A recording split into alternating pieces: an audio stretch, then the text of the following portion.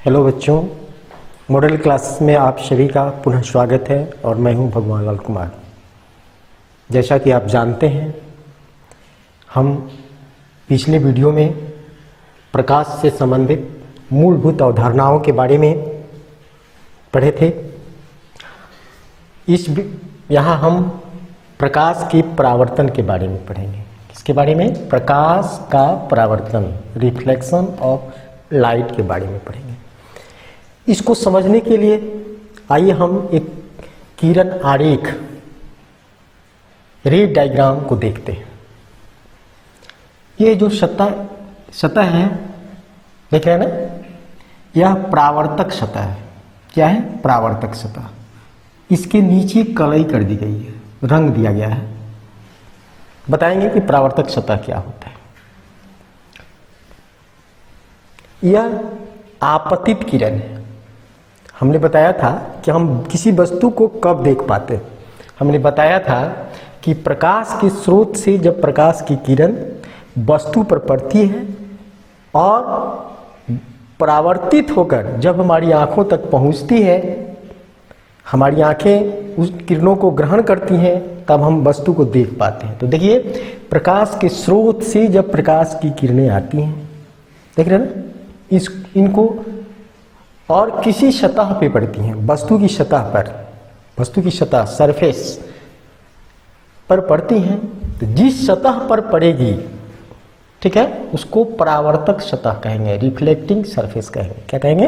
परावर्तक सतह या रिफ्लेक्टिंग सरफेस। यहाँ देख रहे हैं, ये रिफ्लेक्टिंग सरफेस है और ये किरण आ रही है तो इसको कहेंगे आपतित किरण, ठीक है, इंसिडेंट रे, ठीक है। और जहां आकर के परावर्तक सतह पर पड़ती है, गिरती है, उसको आपतन बिंदु कहते हैं। क्या कहते हैं? आपतन बिंदु, पॉइंट ऑफ इंसिडेंट। पॉइंट पे गिरती है, यहाँ पॉइंट है, एक बिंदु है जहां आकर के आपतित किरण यहाँ पड़ती है, तो ये पॉइंट ऑफ इंसिडेंट है, मतलब आपतन बिंदु है। आपतन के बाद, ठीक है, परावर्तक सतह से प्रकाश की किरण उसी माध्यम में लौट जाती हैं। देख रहे हैं, लौट जाती हैं एक कोण बनाते हुए। देख रहे हैं ना, इसको परावर्तित किरण कहते हैं। क्या कहते हैं? परावर्तित किरण। यहाँ यह परावर्तित किरण है, देख रहे हैं ना। यहाँ यदि ओ लिख दिया जाए, यहाँ ए लिख दिया जाए, तो ए ओ आपतित किरण, ओ यहाँ यदि बी लिख दिया जाए तो परावर्तित किरण, ओ बी परावर्तित किरण, और यहाँ सी लिख दिया जाए यदि, तो सी ओ आपतन बिंदु पर डाला गया अभिलंब है। क्या है? अभिलंब है आपतन बिंदु पर, perpendicular to the point of incidence. आपतन बिंदु पर देख रहे हैं, डाला गया अभिलंब, ठीक है ना। तो प्रकाश का इस तरह से, प्रकाश की किरणों का इस तरह से परावर्तक सतह पर पड़ना और फिर उसी माध्यम में, देख रहे ना, लौट जाना, ठीक है, इसको प्रकाश का परावर्तन कहते हैं। क्या कहते हैं? प्रकाश का परावर्तन। यहाँ फिर से समझिए, प्रकाश से स्रोत से जब आपतित किरण चलती है तो वस्तु के परावर्तक सतह पे पड़ती है और उसमें से अधिकांश किरणें अवशोषित कर ली जाती हैं, एब्सॉर्ब कर ली जाती हैं, नहीं, कम अवशोषित होती हैं और अधिकांश किरणें परावर्तित हो जाती है। यह परावर्तक सतह की प्रकृति पर डिपेंड करता है कि कितनी किरणें अवशोषित होगी और कितनी किरणें परावर्तित होगी, कितनी एब्सॉर्ब हो जाएगी या कितनी रिफ्लेक्ट हो जाएगी। यह परावर्तक सतह की प्रकृति पर, नेचर पे डिपेंड करता है। हम उसको बाद में पढ़ेंगे। अभी यहाँ है कि प्रकाश जो किरणें आई उसको आपतित किरण, जो किरण यहाँ से आगे लौट गई उसको परावर्तित किरण, टकरा करके लौट रही है, परावर्तक सतह से टकरा कर लौट जा रही हैं, उसी माध्यम में एक कोण बनाते हुए, तो इसको कहते हैं परावर्तित किरण। और इस पूरी घटना को हम प्रकाश का परावर्तन कहते हैं। क्या कहते हैं? परावर्तन। क्या कहते हैं? परावर्तन। ठीक है, प्रकाश का परावर्तन। प्रकाश के इस तरह से परावर्तक सतह पर पड़ना और फिर उसी माध्यम में लौट जाना प्रकाश का परावर्तन कहलाता है। यहाँ कुछ टर्म्स हैं। यहाँ परावर्तक सतह है, ये दिख रहा है, यह समतल है, देख रहे हैं ना। यह आपतन बिंदु पर डाला गया अभिलंब है। अभिलंब है, आपतन बिंदु पर डाला गया। अब हम देखेंगे कि आपतित किरण और अभिलंब के बीच जो कोण बन रहा है, देखना, आपतित किरण और अभिलंब के बीच जो कोण बन रहा है उसको आपतन कोण कहेंगे। क्या कहेंगे? आपतन कोण, एंगल ऑफ इंसिडेंस। ठीक है, और इसको आई से डिनोट करेंगे, स्मॉल आई से। और अभिलंब और परावर्तित किरण के बीच जो कोण बन रहा है उसको परावर्तन कोण कहेंगे, एंगल ऑफ रिफ्लेक्शन कहेंगे, और इसको स्मॉल आर से प्रदर्शित करेंगे। ठीक है, स्मॉल आर से डिनोट करेंगे। ठीक है, समझ रहे हैं? आपतित किरण, आपतन बिंदु, परावर्तित किरण, आपतन बिंदु पर डाला गया अभिलंब, आपतन कोण, परावर्तन कोण और परावर्तक सतह। इन सभी पदों से मैं समझता हूं आप परिचित हो गए होंगे। अब कोई कठिनाई नहीं रह गई होगी। तो ये समतल सतह था। क्या था? समतल सतह। और यदि यह चिकना है, पॉलिश्ड है, तो जितना ही पॉलिश्ड होगा उतनी ही किरणें परावर्तित ज़्यादा होंगी, और जितना ही यह रुखरा होगा, चमकीला नहीं होगा, उतनी ही यह कम किरणों को परावर्तित करेगा। समझ रहे ना? जैसे लकड़ी है तो वह कम किरणों को परावर्तित करेगा। वहीं यदि एक शीशा ले लिया जाए, प्लेन मिरर, तो उस पर प्रकाश की किरण पड़ेगी, वह अधिक से अधिक परावर्तित होगी। काली वस्तु ले ली जाए, काली वस्तु की सतह पर जो प्रकाश की किरणें पड़ेगी उसमें से अधिकांश क्या होगी? अवशोषित हो जाएगी। जबकि सफेद वस्तु पर यदि प्रकाश की किरण पड़ती है तो वह अधिकांश किरणें परावर्तित हो जाती है। मतलब परावर्तक सतह की प्रकृति पे, नेचर पे डिपेंड करता है कि कितनी प्रकाश की किरणें परावर्तित होंगी। ठीक है ना? क्लियर? अब हमें प्रकाश के परावर्तन के नियम को समझना है। आपको याद होगा, पिछली कक्षाओं में आप पढ़े होंगे, नहीं है तो आइए फिर से समझते हैं। इसके दो नियम हैं। कितने नियम हैं? दो।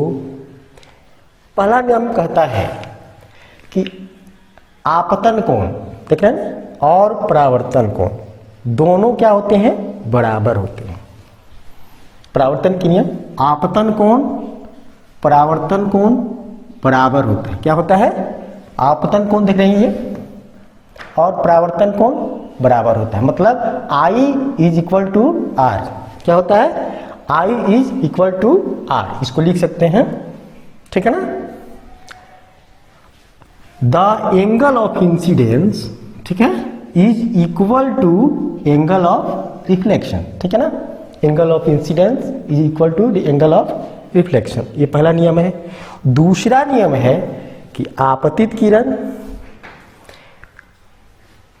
आपतन बिंदु पर डाला गया अभिलंब और परावर्तित किरण, देख रहे हैं ना, तीनों कहाँ है? एक ही तल पे हैं, एक ही प्लेन। हाँ, दूसरा नियम है कि आपतित किरण और आपतन बिंदु पर डाला गया अभिलंब और परावर्तित किरण, तीन हुए, तीनों एक ही तल में होते हैं। कौन कौन? आपतित किरण, आपतन बिंदु पर डाला गया अभिलंब और परावर्तित किरण, तीनों एक ही तल में होते हैं। आपतित किरण देख रहे हैं ना, दर्पण के आपतन बिंदु पर, कहाँ? आपतन बिंदु पर अभिलंब तथा परावर्तित किरण सभी मतलब यहाँ तीन हैं, एक ही तल में होते हैं। एक ही तल में होते हैं मतलब एक ही प्लेन में होते हैं। The incident ray the normal to the mirror at the point of incident and the reflected ray all lie in the same plane, एक ही प्लेन में होते हैं। कौन कौन?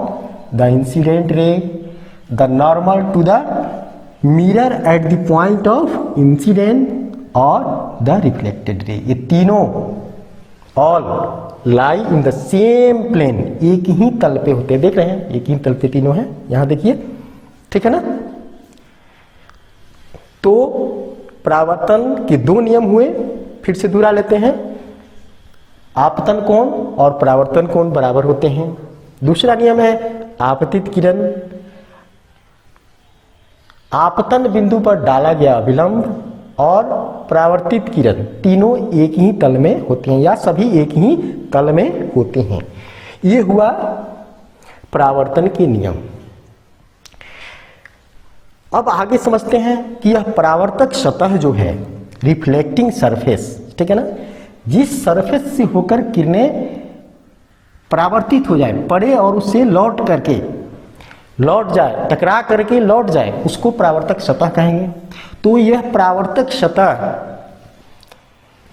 समतल भी हो सकती हैं, क्या प्लेन भी हो सकती हैं, और ये कर्व भी हो सकती हैं। कर्व मतलब वक्रीय, वक्रीय मतलब इस तरह का वक्र, देख रहे हैं ना, दो तरह का हो सकती हैं, ये आइदर प्लेन और कर्व, या तो समतल या वक्र, वक्रीय रूप में, ठीक है ना। तो यदि समतल है तो उसको हम समतल दर्पण कहेंगे। क्या कहेंगे? समतल दर्पण, ठीक है। और यदि यह वक्र रूप में है तो इसको हम कहेंगे गोलीय दर्पण। क्या कहेंगे? गोलीय। गोलीय कहने का मतलब है कि ये जो होते हैं गोलीय दर्पण, यह ऐसा प्रतीत होता है, ऐसा है कि यह गोले का अंश है। क्या है? एक गोल, देखिए हम इसको डॉट डॉट करके दिखा दिया है, ये गोले का एक पार्ट होते हैं। क्या होते हैं? अंश होते हैं, ठीक है ना। या गोले का केंद्र है, या गोले को डॉट डॉट करके दिखाया, और इसका एक पार्ट, ठीक है। तो गोलीय दर्पण का परावर्तक सतह जो होता है, रिफ्लेक्टिंग सरफेस जो होता है, वह गोले के पृष्ठ का एक भाग होता है।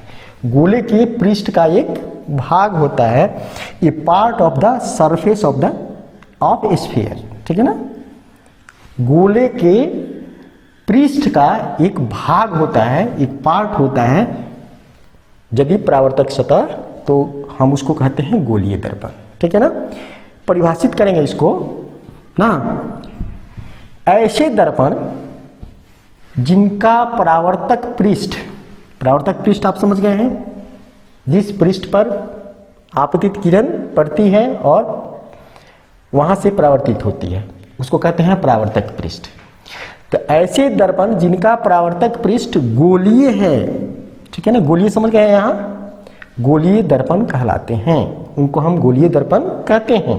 सच मिरर्स हुज रिफ्लेक्टिंग सरफेस, यहाँ सबसे अधिक जोर देना है, रिफ्लेक्टिंग सरफेस ये स्फेरिकल हो, तब उसको हम कहेंगे are called spherical mirrors. Such mirrors whose reflecting surface as spherical are called spherical mirror. मतलब जिनकी परावर्तक सतह गोलीय हो, स्फेरिकल हो, वैसे मिरर को हम गोलीय दर्पण कहेंगे, स्फेरिकल मिरर कहेंगे, ठीक है ना।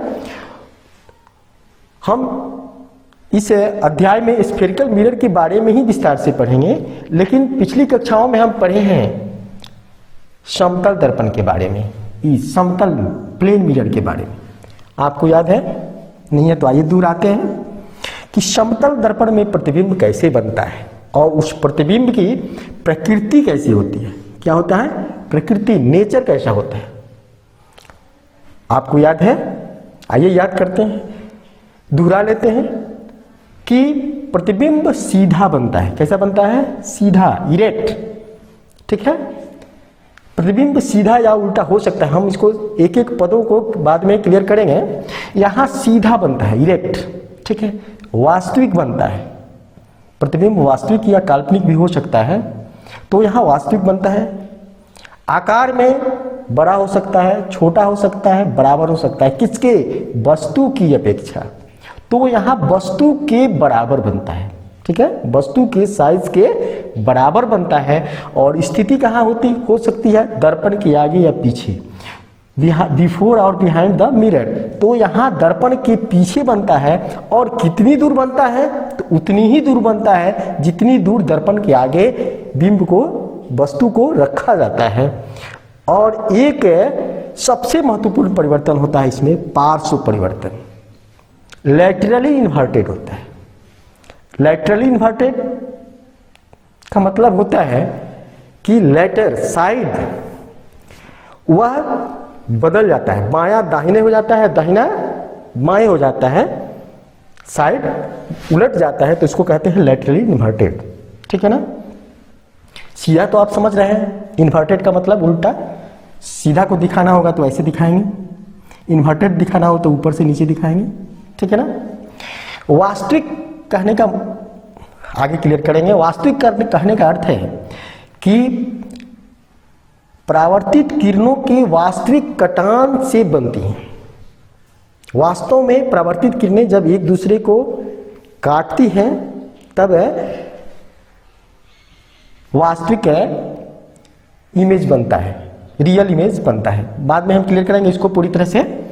साइज तो समझते हैं, वस्तु की अपेक्षा बड़ा होगा तो बड़ा कहेंगे, छोटा होगा तो छोटा कहेंगे, उसके बराबर होगा तो बराबर कहेंगे, ठीक है। आगे पीछे समझते हैं, दर्पण के आगे रखा जाए तो आगे, पीछे है तो पीछे ना। अब पार्श्व परिवर्तन आप समझ ही गए कि पार्श्व में परिवर्तन हो जाता है। तो ये समतल दर्पण से जो प्रतिबिंब बनता है उसकी प्रकृति के बारे में पढ़ेंगे। आगे हम गोलीय दर्पण के बारे में विस्तार से पढ़ेंगे और इन गोलीय दर्पणों में प्रतिबिंब कैसा बनता है इन सभी के बारे में हम विस्तार से पढ़ेंगे। थैंक्स।